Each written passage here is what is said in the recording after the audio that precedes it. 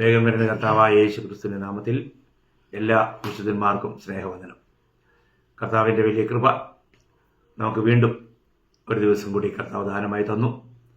ഈ കർത്താവിനെ കേൾക്കുന്നതും കർത്താവിനെ അറിയുന്നതും നിത്യതയോടുള്ള ബന്ധത്തിൽ നമുക്ക് എത്രമാത്രം നേട്ടമാണെന്ന് നമ്മൾ കണ്ടുകൊണ്ടിരിക്കുക. പ്രത്യേകിച്ചും നമ്മൾ കർത്താവിന് വേണ്ടി വേർതിരിക്കപ്പെട്ട ജനം, അവരെക്കുറിച്ച് ദൈവത്തിൻ്റെ പദ്ധതി അത് നമ്മൾ കാണുകയായിരുന്നു. നമ്മൾ ഈ ക്ലാസ്സുകളിൽ തികച്ചും നമ്മുടെ സമയം ഒട്ടും തന്നെ നഷ്ടമാക്കാതെ കാര്യഗൗരവമുള്ള കാര്യങ്ങളിലേക്ക് തന്നെ വേഗം പോകണം എന്നുള്ള ആഗ്രഹം. അപ്പം നാം ദൈവത്തിൻ്റെ മഹത്വത്തിന് വേണ്ടി സൃഷ്ടിക്കപ്പെട്ടവരാകുന്നു എന്നുള്ളതാണ് നമ്മൾ യേശയ്യാവ് 43:7 വാക്യത്തിൽ വായിച്ചു തുടങ്ങിയത്. അപ്പോൾ ഒരു വിശ്വാസിക്ക് എങ്ങനെ ദൈവത്തെ മഹത്വപ്പെടുത്താം എന്നുള്ളതായിരുന്നു നമ്മുടെ ചിന്താവിഷയം. ഞാൻ പറഞ്ഞു അതിനുള്ള 7 കാര്യങ്ങൾ ഞാൻ നിങ്ങൾക്ക് പറയാം എന്ന് പറഞ്ഞു. അതിലിപ്പോൾ നമ്മൾ 3 കാര്യം കണ്ടു കഴിഞ്ഞു. എന്തൊക്കെയാണ് കണ്ടു കഴിഞ്ഞേ? ഒന്നാമത് നമ്മൾ കണ്ടത് സ്തോത്രം എന്ന യാഗം അർപ്പിക്കുന്നതിലൂടെ നമ്മൾ ദൈവത്തെ മഹത്വപ്പെടുത്തുന്നു. അപ്പോൾ ഒരു രക്ഷിക്കപ്പെട്ട ദൈവപൈതൽ എപ്പോഴും ദൈവത്തോട് നന്ദിയുള്ളവനായിരിക്കണം. അതിന് നമ്മൾ ദൈവത്തിന് സ്തോത്രം ചെയ്യണം. അപ്പോൾ അങ്ങനെ സ്തോത്രം ചെയ്യുന്നതിലൂടെ നമ്മൾ അവിടുത്തെ നാമത്തെ മഹത്വപ്പെടുത്തുന്നു എന്ന് നമ്മൾ വളരെ വിശാലമായിട്ട് കാണുന്നുണ്ടായി. രണ്ടാമത്തെ കാര്യം നമ്മൾ കണ്ടത്, ദൈവം നമുക്ക് ചില പ്രവൃത്തികൾ ചെയ്യുവാനായിട്ട് ഏൽപ്പിച്ചിട്ടുണ്ട്. അത് നമ്മൾ തികയ്ക്കണം. ഇപ്പോൾ പിതാവായ ദൈവം പുത്രനെ ഈ ലോകത്തിലേക്ക് അയച്ചത് ചില പ്രവൃത്തികൾക്ക് വേണ്ടിയാണ്. ആ പ്രവൃത്തി പുത്രൻ പൂർണ്ണമായും പിതാവിൻ്റെ ഹിതപ്രകാരം നിവർത്തിച്ചു. അതിലൂടെ ഞാൻ പിതാവെ അങ്ങയെ മഹത്വപ്പെടുത്തിയെന്ന് പുത്രൻ പിതാവിനോട് പറയുന്നതാണ് നമ്മൾ യോഹന്നാൻ 17:4 വായിച്ച് നമ്മൾ അത് ആരംഭിച്ചത്. അപ്പോൾ നമ്മൾക്ക് ഏൽപ്പിക്കപ്പെട്ടിരിക്കുന്ന ദൗത്യം നമ്മൾ നിർവഹിക്കുമ്പോൾ നമ്മൾ ദൈവത്തെ മഹത്വപ്പെടുത്തുകയാണ്. മൂന്നാമത് ഇന്നലെ നമ്മൾ കണ്ട കാര്യം, നമ്മൾക്ക് സൽപ്രവൃത്തികൾ ചെയ്യുന്നതിലൂടെ നമ്മുടെ ജീവിതത്തിൽ നമ്മൾ സൽപ്രവൃത്തികൾ ചെയ്യുന്നതിലൂടെ ദൈവത്തെ മഹത്വപ്പെടുത്തുന്നു. അപ്പം അങ്ങനെയാണ് പിതാവ് മഹത്വപ്പെടുന്നത്, നിങ്ങളുടെ സൽപ്രവൃത്തികളെ കണ്ടിട്ട്. ഞാനത് പ്രത്യേകിച്ചും മത്തായിയുടെ സുവിശേഷത്തിൽ നിന്നാണ് നമ്മളത് വായിക്കുവാൻ ആരംഭിച്ചത്. നിങ്ങൾക്ക് ഓർമ്മയുണ്ടാവും, മത്തായി 5-ാം അധ്യായം അതിൻ്റെ 16-ാം വാക്യത്തിൽ നിന്നാണ് നമ്മൾ തുടങ്ങിയത്. നിങ്ങളുടെ നല്ല പ്രവൃത്തികളെ കണ്ട് സ്വർഗസ്ഥനായ പിതാവിനെ മഹത്വപ്പെടുത്തേണ്ടതിന്. അപ്പോൾ നിങ്ങളുടെ നല്ല പ്രവൃത്തികളെ കണ്ടിട്ട്, അപ്പോൾ നമ്മുടെ നല്ല പ്രവൃത്തികളെ കാണുമ്പോൾ നിശ്ചയമായും മറ്റുള്ളവർ പോലും ദൈവത്തെ മഹത്വപ്പെടുത്താനായിട്ട് ഇടയായിത്തീരും. മക്കളെന്ന നിലയ്ക്ക് നമുക്ക് ആ പിതാവിനെ എല്ലാ നിലയിലും മഹത്വപ്പെടുത്തുവാനായിട്ട് കടപ്പാടുണ്ട്. അപ്പോൾ ഇവിടെ ഞാൻ പ്രത്യേകമായിട്ടും ആ വിഷയത്തിലും ഞാൻ 1-2 കാര്യങ്ങൾ ഓർപ്പിക്കണമെന്ന് ആഗ്രഹമുണ്ട്.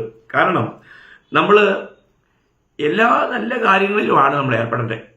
നമ്മൾ യാക്കോബിൻ്റെ ലേഖനം 4-ാം അധ്യായം 7-ാം വാക്യം വായിക്കുമ്പോൾ, നന്മ ചെയ്യുവാൻ അറിഞ്ഞിട്ടും ചെയ്യാത്തവന് അത് പാപം തന്നെ എന്നാണ് വായിക്കുന്നത്.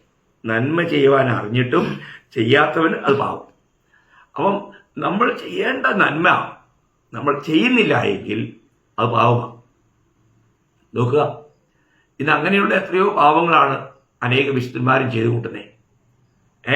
ഒപ്പം തന്നെ നമുക്ക് ചെയ്യുവാൻ പ്രാപ്തിയുള്ളപ്പോൾ, നന്മ ചെയ്യുവാൻ പ്രാപ്തിയുള്ളപ്പോൾ അതിന് യോഗ്യന്മാരായിരിക്കുന്നവർക്ക് ചെയ്യാതിരിക്കരുത് എന്നാണ് നമ്മൾ സദൃശ്യവാക്യം 3-ാം അധ്യായം 27-ാം വാക്യത്തിൽ വായിക്കുന്നത്.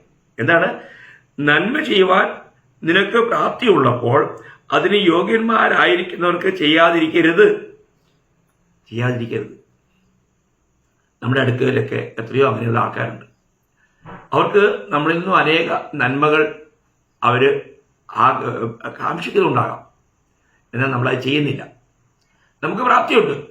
ഒരുവൻ വിശന്നിരിക്കുകയാണ്, അല്ലെങ്കിൽ അവൻ പട്ടിണിയാണ്, അല്ലെങ്കിൽ അവന് വളരെ വിഷമത്തിലാണ്, അവന് അല്ലെങ്കിൽ കുഞ്ഞുങ്ങൾക്ക് ഫീസ് കൊടുക്കാൻ ഇല്ല, അങ്ങനെ അനേക നിലകളിലുള്ള കാര്യങ്ങളുണ്ട്, നമുക്കറിയാതെ. എന്നാലും നമ്മളത് ചെയ്യുന്നില്ല എങ്കിൽ നമ്മൾ ചെയ്യുന്നത് പാവമാണ്. അപ്പോൾ നമുക്ക് അങ്ങനെയുള്ള കരുതലുകൾ നമുക്കുണ്ടായിരിക്കണം. അത് ദൈവം നമ്മളിൽ നിന്ന് ആഗ്രഹിക്കുന്ന കാര്യമാണ്. അപ്പോൾ മറ്റൊന്ന്, നമ്മൾ നന്മ ചെയ്തിട്ട് ഞാൻ ഒരുപാട് നന്മയൊക്കെ ചെയ്ത് എന്ന് പറഞ്ഞുകൊണ്ട് നമ്മൾ തളരാൻ പാടില്ല. നമ്മൾ ഗലാത്യ ലേഖനത്തിൽ അങ്ങനെയൊരു വാക്യം, ഗലാത്യ ലേഖനം അതിൻ്റെ 6-ാം അധ്യായം 9-10 വാക്യം, നന്മ ചെയ്യുകയിൽ നാം മടുത്തു പോകരുത്. തളർന്നു പോകാഞ്ഞാൽ തക്ക സമയത്ത് നാം കൊയ്യും. ആകയാൽ അവസരം കിട്ടും പോലെ നാം എല്ലാവർക്കും, വിശേഷാൽ സഹവിശ്വാസികൾക്കും നന്മ ചെയ്യുക. വളരെ വിലപ്പെട്ട കാര്യം. നമ്മൾ സഹവിശ്വാസികളുടെ ബന്ധത്തിൽ നിശ്ചയമായിട്ടും അവർക്ക് നന്മ ചെയ്യുവാനായിട്ടുള്ള കടപ്പാട് നമുക്കുണ്ട്. അപ്പോൾ നമ്മൾ എത്രയെല്ലാം നന്മ ചെയ്താലും വീണ്ടും ചെയ്യുവാനായിട്ടുള്ളൊരു മനസ്സൊരുക്കം നമുക്കുണ്ടായിരിക്കണം. നമ്മൾ അതിൽ തളരാൻ പാടില്ല. അങ്ങനെയുണ്ടെങ്കിൽ തക്ക സമയത്ത് നമ്മൾ എന്ത് ചെയ്യുന്ന കൊയ്യുമെന്ന്. അപ്പോൾ ഇന്ന് നമ്മൾ ഈ ലോകത്തിൽ ജഡത്തിൽ വസിക്കുമ്പോൾ നമുക്ക് നന്മ ചെയ്യാൻ ആഗ്രഹിച്ചാലും നമ്മുടെ ഇഷ്ടത്തിന് ചിലപ്പോൾ അത് കഴിഞ്ഞെന്ന് വരികയില്ല. അതിനുള്ള കാരണമുണ്ട്. കാരണം എന്നറിയോ? പൗലോസ്ലീഹ റോമാലേഖനം അതിൻ്റെ 7-ാം അധ്യായം 18 മുതൽ 21 വരെ വായിക്കുമ്പോൾ അവിടെ വായിക്കുന്നത്, എന്നിൽ എന്ന് വെച്ചാൽ എൻ്റെ ജഡത്തിൽ നന്മ വസിക്കുന്നില്ല എന്ന് ഞാൻ അറിയുന്നു. നന്മ ചെയ്യുവാനുള്ള താല്പര്യം എനിക്കുണ്ട്, പ്രവർത്തിക്കുന്നതോ ഇല്ല. ഞാൻ ചെയ്യുവാൻ ഇച്ഛിക്കുന്ന നന്മ ചെയ്യുന്നില്ലല്ലോ. ഇച്ഛിക്കാത്ത തിന്മ എത്ര പ്രവർത്തിക്കുന്നത്? ഞാൻ ഇച്ഛിക്കാത്തതിന് ചെയ്യുന്നുവെങ്കിലോ അതിനെ പ്രവർത്തിക്കുന്നത് ഞാനല്ല, എന്നിൽ വസിക്കുന്ന പാവമത്രേ. അങ്ങനെ നന്മ ചെയ്യുവാൻ ഇച്ഛിക്കുന്ന ഞാൻ തിന്മ എൻ്റെ പക്കലുണ്ട് എന്നൊരു പ്രമാണം കാണുന്നു. കണ്ടോ? നോക്കണം. അനേകർക്കും അനേക നിലകളിൽ നന്മ ചെയ്യാൻ ആഗ്രഹമുണ്ടെങ്കിൽ എന്ത് ചെയ്യുന്നില്ല, അവർക്ക് കഴിയുന്നില്ല. ദൈവമക്കളെ, നമുക്ക് ഈ ചെറിയൊരു ആയുസ്സിൽ മാത്രമേ കർത്താവിന് വേണ്ടി പ്രവർത്തിക്കുവാനും വിധിക്കുവാനും കഴിയൂ. അത് നമ്മൾ ചെയ്യേണ്ടതുപോലെ നമ്മൾ ചെയ്തില്ല എങ്കിൽ നമുക്ക് നിത്യത്തിലേക്ക് ഒരു ഭയങ്കര തീരാ നഷ്ടമായിരിക്കും. അതുകൊണ്ട് നമ്മൾ ഈ വിഷയത്തിൽ വളരെ ജാഗരൂകരായിരിക്കണം. കർത്താവ് എല്ലാവരെയും സഹായിക്കട്ടെ. അപ്പം ഇന്ന് ഞാൻ നിങ്ങളോട് പറയാൻ പോകുന്ന 4-ാമത്തെ കാര്യം, നമ്മൾ ദൈവത്തിനായി ആത്മാക്കളെ നേടുന്നതിലൂടെ ദൈവത്തെ മഹത്വപ്പെടുത്തുന്നു. നമ്മൾ ആത്മാക്കളെ നേടുന്നവരായിരിക്കണം. ഒരു കാര്യം നമുക്കറിയാം, കർത്താവ് നമ്മളെ വിളിച്ചതുപോലും, വിളിക്കുമ്പോൾ ശിഷ്യന്മാരെ വിളിക്കുമ്പോൾ കർത്താവ് എന്താ പറഞ്ഞേ? മത്സ്യം പിടിക്കുന്ന അവരോട് കർത്താവ് പറയുന്ന വാക്ക് നിങ്ങൾക്ക് ഓർമ്മയുണ്ടോ? പിന്നെ മത്തായിയുടെ സുവിശേഷം 4-ാം അധ്യായം അതിന്റെ 19-ാം വാക്യം കർത്താവ് പറയാണ്, എന്റെ പിന്നാലെ വരുവിൻ, ഞാൻ നിങ്ങളെ മനുഷ്യരെ പിടിക്കുന്നവരാക്കും എന്ന് അവരോട് പറഞ്ഞു. കേട്ടോ? എന്റെ പിന്നാലെ വന്നാൽ ഇനി നിങ്ങൾ മത്സ്യത്തെ അല്ല മനുഷ്യരെ പിടിക്കുന്നവരാക്കും എന്ന് പറഞ്ഞാല് നമ്മളെ സോൾ വിന്നേഴ്സ്, നമ്മളെ പ്രാണനെ നേടുന്നവരാക്കി മാറ്റും, ആത്മാക്കളെ നേടുന്നവരാക്കി മാറ്റും. നമുക്കൊരു വലിയ ദൗത്യമാണ് ദൈവം തരുന്നത്. അതെ, നശിച്ചു പോകുന്ന ആത്മാക്കളെ ക്രിസ്തുവിലേക്ക് നേടുക. ഇതൊരു ചെറിയ കാര്യമല്ല പ്രിയമുള്ളവരെ. എല്ലാ ദൈവമക്കളും ശരിക്കും മനസ്സിലാക്കണം. നമ്മൾ കർത്താവിന് വേണ്ടി ആത്മാക്കളെ നേടണം എന്നുള്ളതാണ് ദൈവത്തിന് നമ്മളെ കുറിച്ചുള്ള തിരിഹിതം. അപ്പൊ അതിന് നമ്മളെ ഏൽപ്പിച്ചിരിക്കുന്നത് സുവിശേഷം അറിയിക്കുക എന്നുള്ളതാണ്. നമ്മൾ സുവിശേഷം അറിയിക്കുമ്പോൾ ആ വ്യക്തിയിലേക്ക് ദൈവത്തിന്റെ ആത്മാവിനെ പകർന്ന് അവർക്ക് പാവബോധം വരുത്തി അവരെ മാനസാന്തരത്തിലേക്ക് നയിച്ച് അവർക്ക് ജീവൻ പ്രദാനം ചെയ്യുന്ന ആ കാര്യം ദൈവം ചെയ്യും. നമ്മുടെ ഭാഗം നമ്മൾ വിശ്വസ്തയോടെ ചെയ്യണം. അതാ കാര്യം. നമുക്കറിയാം, അപ്പോസ്തല പ്രവൃത്തി വായിക്കുമ്പോഴത്തേക്കും അപ്പോസ്തല പ്രവൃത്തി അതിന്റെ 11-ാം അധ്യായം അതിന്റെ 18-ാം വാക്യം വായിക്കുമ്പോൾ അവർ ഇത് കേട്ടപ്പോൾ മിണ്ടാതിരുന്നു. അങ്ങനെയായാൽ ദൈവം ജാതികൾക്കും ജീവപ്രാപ്തിക്കായി മാനസാന്തരം നൽകിയല്ലോ എന്ന് പറഞ്ഞ് ദൈവത്തെ മഹത്വപ്പെടുത്തി. കണ്ടോ? ദൈവത്തെ മഹത്വപ്പെടുത്തി. എങ്ങനെ? ജനങ്ങൾ മാനസാന്തരപ്പെട്ട് ജീവൻ പ്രാപിപ്പാനിടയായിരുന്നു. ദൈവിക ജീവനുള്ളവരായി മാറുവാൻ ജനങ്ങൾ മാനസാന്തരപ്പെടണം. അപ്പൊ ഈ മാനസാന്തരത്തിലേക്ക് നയിക്കുന്നത് സുവിശേഷമാണ്. ഇത് വളരെ വിലപ്പെട്ട കാര്യമാണ്. നമുക്ക് കർത്താവിൽ ആയിത്തീർന്നിട്ട് നമുക്ക് കർത്താവിലേക്ക് ആത്മാക്കളെ നേടുവാൻ കഴിയുന്നുണ്ടോ? നമ്മൾ ഒരു കാര്യം ഇവിടെ ശ്രദ്ധിക്കേണ്ടത്, ഈ മാനസാന്തരം എന്നുള്ളത് നമ്മുടേതായ പ്രവൃത്തിയല്ല, അത് ദൈവത്തിന്റെ പ്രവൃത്തിയാണ്. നമുക്കറിയാം, റോമാലേഖനം അതിന്റെ 2-ാം അധ്യായം 4-ാം വാക്യത്തിൽ വായിക്കുമ്പോൾ, അല്ല ദൈവത്തിന്റെ ദയ നിന്നെ മാനസാന്തരത്തിലേക്ക് നടത്തുന്നുവെന്ന് അറിയാതെ. അപ്പോൾ ദൈവത്തിന്റെ ദയയാണ് ഒരുവനെ മാനസാന്തരത്തിലേക്ക് നയിക്കുന്നത്. എന്നാൽ ഈ മാനസാന്തരത്തിലേക്ക് നയിക്കുവാൻ ദൈവം ദയ പകരുന്നതിന് വേണ്ടി ദൈവത്തിന്റെ വചനം അവരോട് പ്രസംഗിക്കുക എന്നുള്ളത് നമ്മുടെ കർത്തവ്യമാണ്. അത് വളരെ വിലപ്പെട്ട കാര്യമാണ്. നമുക്ക് ദൈവത്തിന്റെ ദയയുടെ ആ മഹത്വം നമ്മൾ 2 തിമോത്തി 2-ാം അധ്യായം അതിന്റെ 25-ാം വാക്യത്തിലും വായിക്കുന്നത് ഇങ്ങനെയാണ്. 2 തിമോത്തി 2:25 വിരോധികൾക്ക് ദൈവം സത്യത്തിന്റെ പരിജ്ഞാനത്തിനായി മാനസാന്തരം നൽകുമോ? സത്യത്തിന്റെ പരിജ്ഞാനത്തിനായി മാനസാന്തരം. നോക്കുക, ദൈവം മാനസാന്തരം നൽകണം. ദൈവം മാനസാന്തരം നൽകാത്തിടത്തോളം കാലം ഒരു വ്യക്തിക്ക് ഒരിക്കലും ദൈവത്തിലേക്ക് വരാൻ കഴിയില്ല. മാനസാന്തരം എന്നുള്ളത് നമ്മൾ ദൈവത്തിലേക്ക് തിരിയുന്ന കാര്യമായിട്ട് നമുക്ക് അപ്പോസ്തല പ്രവൃത്തിയിൽ തന്നെ 3:19 നമ്മൾ വായിക്കുന്നുണ്ട്. 3-ാം അധ്യായം അതിന്റെ 19-ാം വാക്യം. ഇതൊക്കെ എല്ലാ വിശുദ്ധന്മാർക്കും നല്ല പരിചയമാണ്. ആകയാൽ നിങ്ങളുടെ പാപങ്ങൾ മാഞ്ഞു കിട്ടേണ്ടതിന് മാനസാന്തരപ്പെട്ട് തിരിഞ്ഞുകൊള്ളുവീൻ. മാനസാന്തരപ്പെട്ട് തിരിയുക. അപ്പം മാനസാന്തരം എന്നുള്ളത് ദൈവത്തിന്റെ ദയയിലൂടെ നമുക്ക് ലഭിക്കുന്ന ഒരു കാര്യമാണ്. എന്നാൽ അതിലേക്ക് നമ്മളെ നടത്തുന്നത് ദൈവവചന കേൾവിയാണ്. ഈ ദൈവവചന കേൾവി നമ്മളെ എന്തിലേക്ക് നയിക്കുന്നു? മാനസാന്തരത്തിലേക്ക്. കർത്താവ് തന്നെ ഈ ലോകത്തിൽ വന്ന് തന്റെ പ്രവൃത്തിയെക്കുറിച്ച് പറയുമ്പോൾ ലൂക്കോസിന്റെ സുവിശേഷം അതിന്റെ 5-ാം അധ്യായം 32-ാം വാക്യത്തിൽ കർത്താവ് പറയുന്ന ഒരു കാര്യമുണ്ട്. ലൂക്കോസ് 5:32 ഞാൻ നീതിമാന്മാരെ അല്ല പാപികളെ എത്ര മാനസാന്തരത്തിന് വിളിപ്പാൻ വന്നിരിക്കുന്നത് എന്ന് ഉത്തരം പറഞ്ഞു. അപ്പോൾ കർത്താവ് എന്തിനാണ് ലോകത്തിൽ വന്നത്? മറ്റൊരു രീതിയിൽ നമുക്കറിയാം, കർത്താവ് പാപികളെ രക്ഷിക്കാൻ വന്നു. അപ്പോൾ ഈ രക്ഷ നമുക്ക് പ്രാപ്യമാകുന്നത് മാനസാന്തരത്തിലൂടെയാണ്. മാനസാന്തരത്തിലേക്ക് അവരെ വിളിക്കാൻ വന്നു. മാനസാന്തരത്തിന് വിളിപ്പാൻ വന്നിരിക്കുന്നു.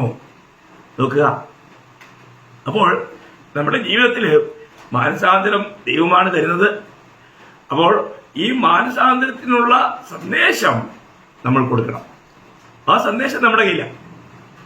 ഈ സുവിശേഷം അത് നമ്മൾ അറിയിക്കുമ്പോഴാണ് അവരുടെ ഉള്ളിൽ കുത്തുകൊള്ളുവാൻ തക്കൊണ്ടും പരിശുദ്ധാത്മാവിന്റെ പ്രവൃത്തി നടക്കുന്നത്. നമ്മളൊരു കാര്യം മനസ്സിലാക്കേണ്ടത്, ഒരു വ്യക്തി രക്ഷിക്കപ്പെടുക എന്നുള്ളത് വളരെ വലിയൊരു അത്ഭുതമാണ്. അതൊരു ചെറിയ കാര്യമേ അല്ല. കാരണം യോഹന്നാൻ 6:44 നമുക്കറിയാം, പിതാവ് ആകർഷിക്കാതെ ആരും പുത്രന്റെ അടുക്കൽ വരുന്നില്ല. അപ്പോൾ ഒരു വ്യക്തി പുത്രന്റെ അടുക്കൽ വരണമെങ്കിൽ പിതാവ് ആകർഷിക്കണം. നമുക്ക് യിരെമ്യാവ് 30:21 വായിക്കുന്നുണ്ട്, ഞാൻ അടുപ്പിക്കാതെ എന്നോട് ആരടുക്കും. അതൊരു ചലഞ്ചിങ് വേർഡാണ്. അപ്പോൾ ഈ മാനസാന്തരം എന്നുള്ളത് ദൈവം കൊടുക്കുന്ന ഒരു കാര്യമാണ്. ദൈവത്താൽ മാത്രമേ, ദൈവം അടുപ്പിക്കാതെ അടുക്കാൻ ആർക്കും കഴിയില്ല. അത് വളരെ വിലപ്പെട്ടൊരു കാര്യമാണ്. അപ്പം നമുക്ക് അറിയാം, പെന്തക്കോസ്ത് ദിവസം എന്താ സംഭവിച്ചേ? പെന്തക്കോസ്ത് ദിവസം പത്രോസ് അവരോട് ദൈവത്തിന്റെ വചനം അറിയിച്ചു. ഈ വചനം കേട്ടവരുടെ ഉള്ളിൽ കുത്തുകൊണ്ടു. അപ്പോൾ ഈ വചനം എന്ത് ചെയ്യുന്നു? വചനം ഉള്ളങ്ങളോട് സംസാരിക്കുന്നു, അവരുടെ ഹൃദയങ്ങളോട് ഇടപെടുന്നു. നമ്മൾ അപ്പോസ്തല പ്രവൃത്തി 2-ാം അധ്യായം അതിന്റെ 37-38 വാക്യങ്ങളിൽ ഇത് കേട്ടിട്ട് അവർ ഹൃദയത്തിൽ കുത്തുകൊണ്ട് പത്രോസിനോടും ശേഷ അപ്പോസ്തലന്മാരോടും, സഹോദരന്മാരായ പുരുഷന്മാരെ, ഞങ്ങൾ എന്ത് ചെയ്യേണ്ടു എന്ന് ചോദിച്ചു. പത്രോസ് അവരോട്, നിങ്ങൾ മാനസാന്തരപ്പെട്ട് നിങ്ങളുടെ പാവങ്ങളുടെ മോചനത്തിനായി ഓരോരുത്തർ യേശുക്രിസ്തുവിന്റെ നാമത്തിൽ സ്നാനമേൽപ്പിൻ, എന്നാൽ പരിശുദ്ധാത്മാവ് എന്ന ദാനം ലഭിക്കും. അപ്പോൾ ഇവിടെ ദൈവത്തിന്റെ വചനം കേട്ടവർക്ക് എന്തുണ്ടായി? ഹൃദയത്തിൽ കുത്തുകൊണ്ടു. അതാരുടെ പ്രവൃത്തിയാ? പരിശുദ്ധാത്മാവിന്റെ പ്രവൃത്തിയാ. ആത്മാവ് അവർക്ക് പാവബോധം വരുത്തി എന്നുള്ളതാണ് സത്യം. അപ്പൊ ഇന്ന് വചനത്തിലേക്ക് ദൈവവചനമായി കൈക്കൊള്ളുവാനോ കേൾക്കുവാനോ പോലും ജനങ്ങള് ഒരുങ്ങാത്തതുകൊണ്ട് അവരിൽ ദൈവത്തിന്റെ പരിശുദ്ധാത്മാവിന്റെ ശരിയായ ഒരു പ്രവൃത്തി നടക്കുന്നില്ല.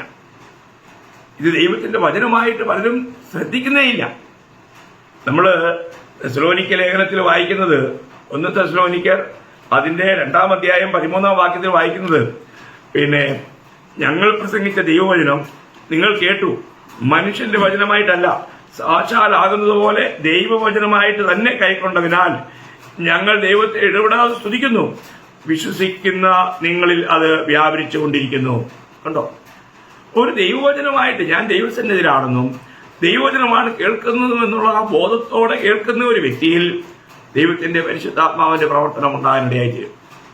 അതാണ് ഇവിടെ സംഭവിച്ചത്. പെന്തക്കോസ്ത് നാളിൽ അവര് ഈ വൻ കാര്യങ്ങൾ പത്രോസ് പ്രസംഗിക്കുമ്പോൾ അവരെല്ലാവരും അത് ശ്രദ്ധയോടെ കേൾക്കാനിടയായി.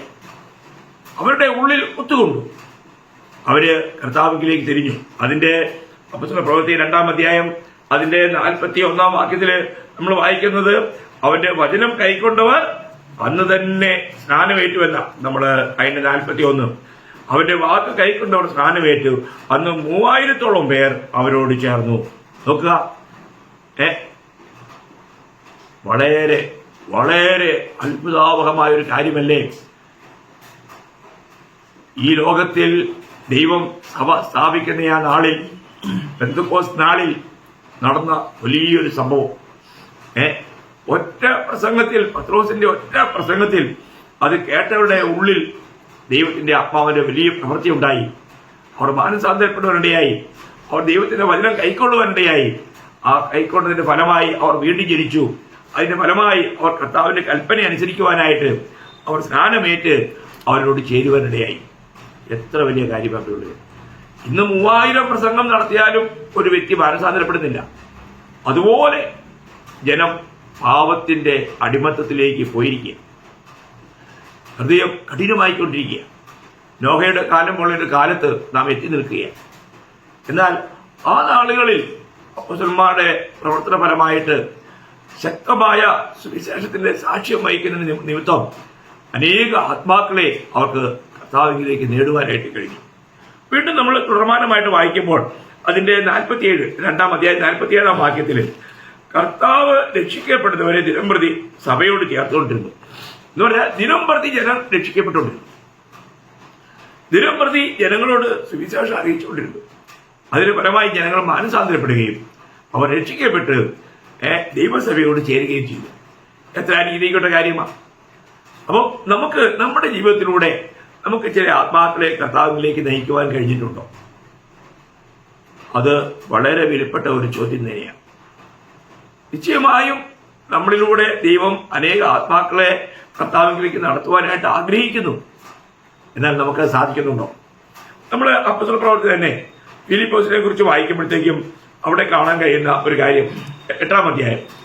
അവിടെ 8-ാം അധ്യായത്തിന്റെ 29 മുതൽ ഞാൻ വായിക്കാം. ആത്മാവ് ഫിലിപ്പോസിനോട്, നീ അടുത്ത് ചെന്ന് തേരിനോട് ചേർന്ന് നടക്കുക എന്ന് പറഞ്ഞു. ഫിലിപ്പോസ് ഓടി ചെല്ലുമ്പോൾ യെശയ്യാ പ്രവാചകന്റെ പുസ്തകം വായിക്കുന്നത് കേട്ടു.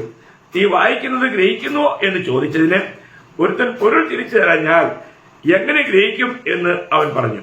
ഫിലിപ്പോസ് കയറി തന്നോട് കൂടെ ഇരിക്കണമെന്ന് അപേക്ഷിച്ചു. തിരുവെഴുത്തിൽ അവൻ വായിച്ച ഭാഗമാവിത്. തുടർന്നുള്ള ഭാഗം നമുക്കറിയാം. എന്താ സംഭവിച്ചത്? ഈ വചനം വിവരിക്കുമ്പോൾ തന്നെ ദൈവത്തിന്റെ ആ വചനത്തെ വചനമായി കൈക്കൊണ്ടതുകൊണ്ട് ഷണ്ണൻ മാനസാന്തരപ്പെട്ടു. അവൻ കർത്താവിന്റെ ഉള്ള വിശ്വാസം ഏറ്റു പറഞ്ഞു. താൻ ഉടനെ തന്നെ സ്നാനമേൽക്കുകയുണ്ടായി. നോക്കുക, നമ്മുടെ ജീവിതത്തിൽ നമ്മൾ കർത്താവിനെ അനുസരിക്കുന്നവരാണെങ്കിൽ നമ്മളിലൂടെ വലിയ പ്രവൃത്തി ചെയ്യുവാനായിട്ട് നമ്മുടെ കർത്താവിന് കഴിയും. തുടർമാനമായിട്ട് അപ്പോസ്തല പ്രവൃത്തിയിൽ നമുക്കറിയാം, പിന്നെ പൗലോസും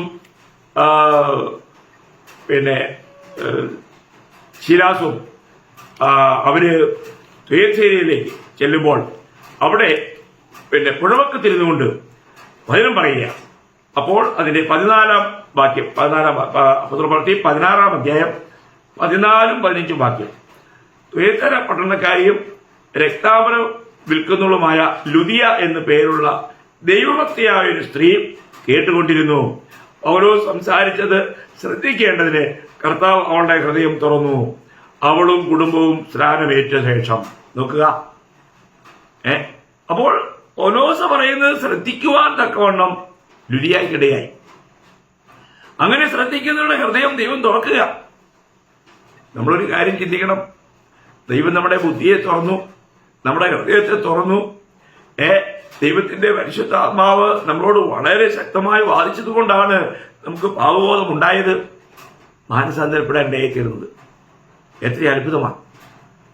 നമുക്ക് ഇതിന്റെ ഒരു ഭാഗമായി തീർന്നുകൊണ്ട് വചനം അറിയിക്കുന്ന പ്രവൃത്തിയിൽ നമ്മൾ വിശ്വസ്തരായി ആത്മഭാരത്തോടു കൂടി നമ്മൾ ചെയ്യുന്നെങ്കിൽ നമ്മളിലൂടെ അനേക ആത്മാക്കൾ ദൈവരാജ്യത്ത് വരുവാനായിട്ട്, ദൈവസഭയിൽ വരുവാനായിട്ട് ഇടയായി. അതാണ് ദൈവം ആഗ്രഹിക്കുന്നത്. നാം ആത്മാക്കളെ നേടുന്നവരായി മാറണം. നമ്മൾ അതേ അധ്യായത്തിൽ തന്നെ നമുക്കറിയാം കാരാഗ്രഹ പ്രമാണിയുടെ രക്ഷ.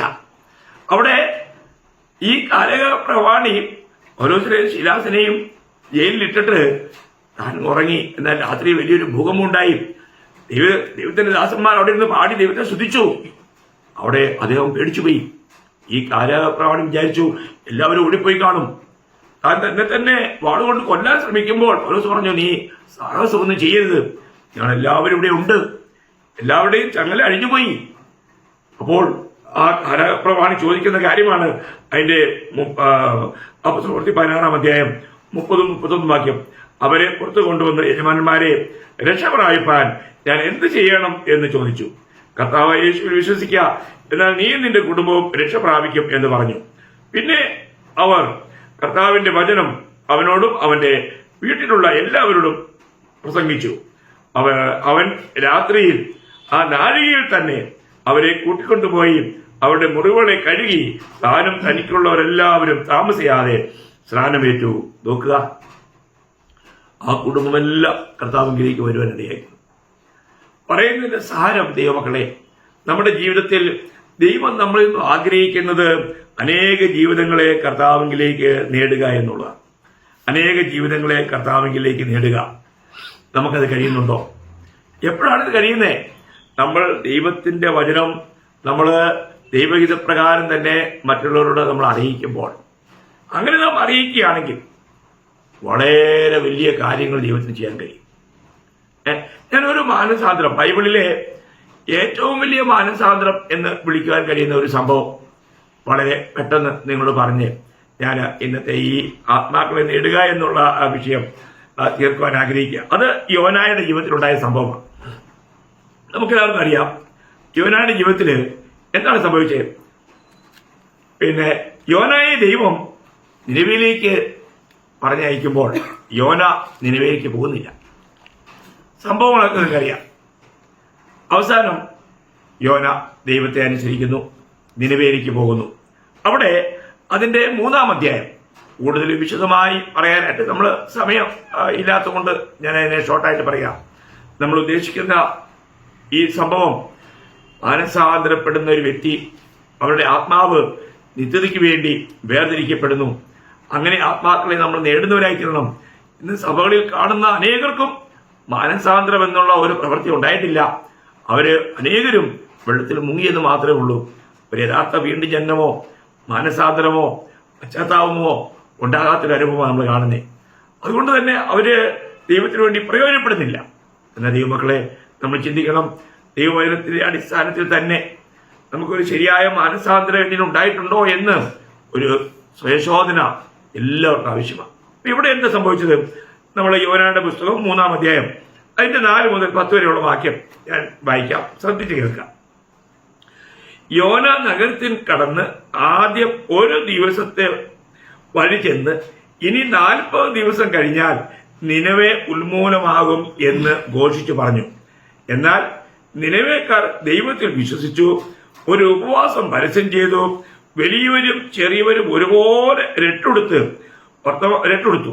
വർത്തമാനം നിനവേ രാജാവിന്റെ എത്തിയാറെ അവൻ സിംഹാസനത്തിൽ നിന്ന് എഴുന്നേറ്റ് രാജവസ്ത്രം നീക്കിവെച്ച് രട്ട് പുതച്ച് വെണ്ണീറിൽ ഇരുന്നു. അവൻ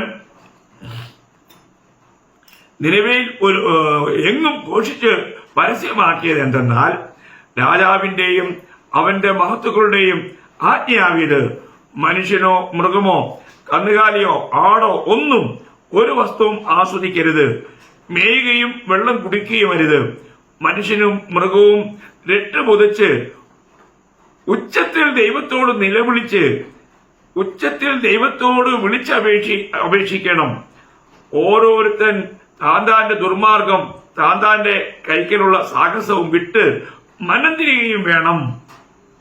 ദൈവം വീണ്ടും അനുദപിച്ച് നാം നശിച്ചു പോകാതിരിക്കേണ്ടതിന് അവന്റെ ഉഗ്രകോപം വിട്ടുമാറുമായിരിക്കും എന്ന്